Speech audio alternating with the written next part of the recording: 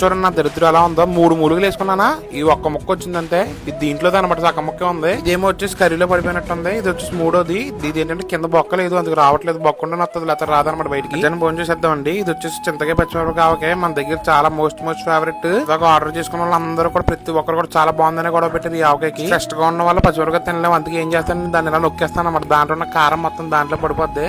మనకి ఏంటంటే కారం తగలాలన్నమాట. ఫుల్ గా కారం తిన్న అలవాటు మాకు బాగా. చింతకాయ ముక్కలు ఎరుగుట్టున అలా తింటే ఫుల్ గా కారంగా ఫుల్ గా పుల్లగా అదిరిపోద్ది. మీరు కూడా ఆర్డర్ చేసుకోవచ్చు, పైన గోదావరి మిక్సర్ ఉంటుంది. నెక్స్ట్ వచ్చేసి అరటికాయ వేపుడు. మందికి వేపుడు ఏంటంటే బంగాళదుంప వేపుడు అంటే ఇష్టం, కాకపోతే నాకు అరటికాయ వేపుడు అంటే చాలా ఇష్టం అండి. వెజ్ తో స్టార్ట్ చేశాను.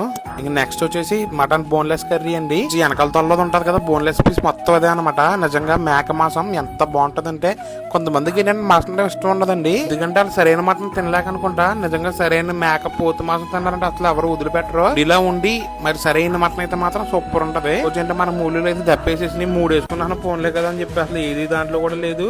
ఒక దాంట్లో అయితే రాలేదు, ఒక దాంట్లో సగం మొక్కే ఉంది, ఇంకోటి ఏమో కూరలో పడిపోయింది. నెక్స్ట్ వచ్చేసి చేపల పులుసు అండి. ఏదో చెరువు చేప అనుకుంటా, మంచి ముదరదే. ఏంటంటే పులుసు ఐటమ్ చాలా బాగుంటారు. ఇంక నెక్స్ట్ ఏంటంటే ఇట్లా పొట్టగడ దగ్గర కొవ్వు లాంటి ముక్క ఉంటదండి, అదైతే భలే ఉంటది, ఫ్యాట్, ఫిష్ ఫ్యాట్. నెక్స్ట్ వచ్చేసి రసం, చారు అనమాట. మా ఇంట్లో 2 రకాలు ఉంటుంది. ఒకటి పందరు కలిపింది, మనకి ఏంటంటే పందరు కలిపిన చారు తిన్న అలవాటు. ఒక మటన్ ముక్క ఒకటి, ఒక కాజు ముక్క ఒకటి ఉంచుకున్నాను అనమాట. నాకు కాజు చారు చాలా బాగుంటది.